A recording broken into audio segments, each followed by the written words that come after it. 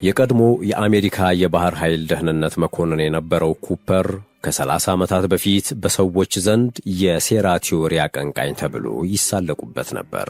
ዛሬ ግን 2026 እየሆነ ያለው ነገር እያንዳንዱ የኩፐር ንግግሮች ከመቃብር በላይ ያስተጋቡ ለመሆናቸው ማሳያ ነው።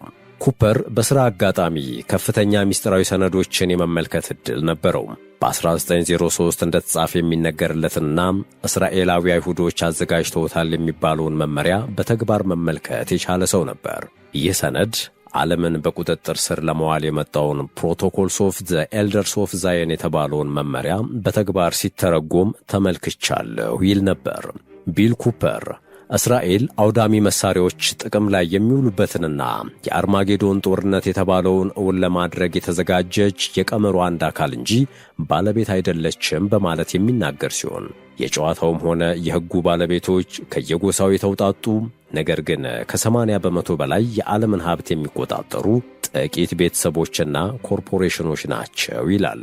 ኩፐር ይህ ምስጢር እጁ እንደገባ በየዋህነት ቅርቡ ለነበሩ ሰዎች ማጋራት በጀመረበት ቅጽበት የደረሰበትን ሲናገር እነኚህ ሰዎች ከፍተኛ የሆነ ሥልጣንና አቅም ያላቸው ናቸው ብሏል።